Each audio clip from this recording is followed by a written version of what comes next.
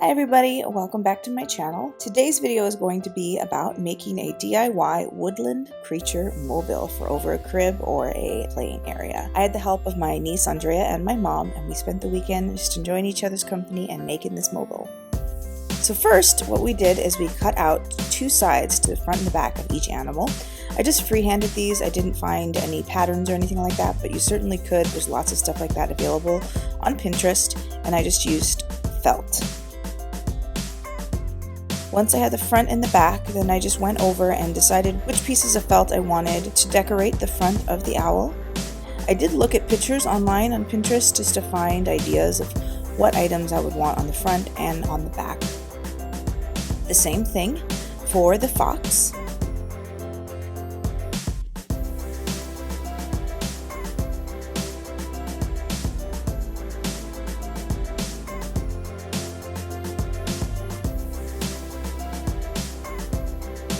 We used little tiny felt balls as the eyes. Then we did a raccoon.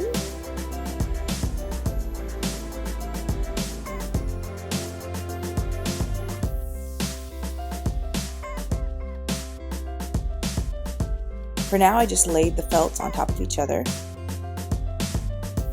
Andrea decided to do a hedgehog.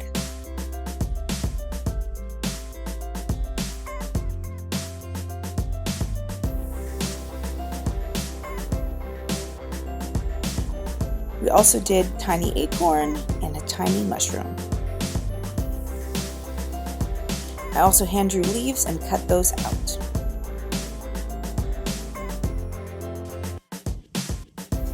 Once you have all the animals designed, you're going to stitch down all those loose pieces to the top, creating a front and a back to each. Andrea did some top stitching to her hedgehog to add a little bit of texture. We also did some of this to the owl.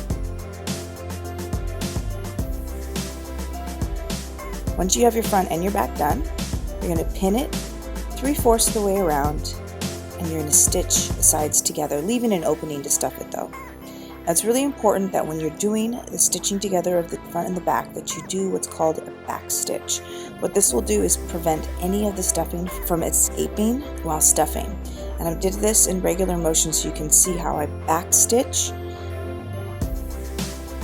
go to the stitch from behind, and then past the stitch that's in the middle, and then I go back to the one prior. What that does is it prevents anything from leaking out the edges. So once you do that 3/4 around, you leave an opening and you stuff. I used a chopstick to get all in the little grooves, and then sealed it. Once it's done, I went in with scissors and just lightly cleaned up the edges.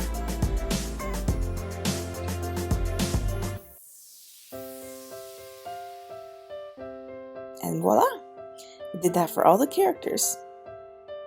Then I got a quilting hoop and wrapped it in burlap.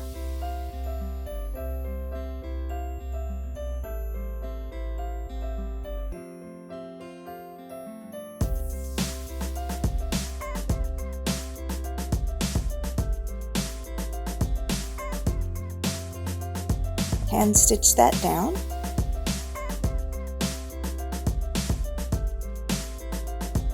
Then I decided the placement of all the animals, kind of evenly space them out. Then I used embroidery thread to decide the different lengths. You want all the animals to be at different lengths so they hang separately and don't bump into each other. You also want to make sure that the back of the animal is centered with the string so it hangs evenly.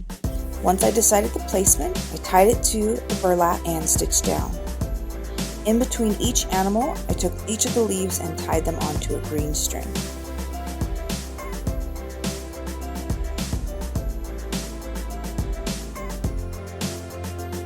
Then I took that same green string and just decorated and looped it around the burlap.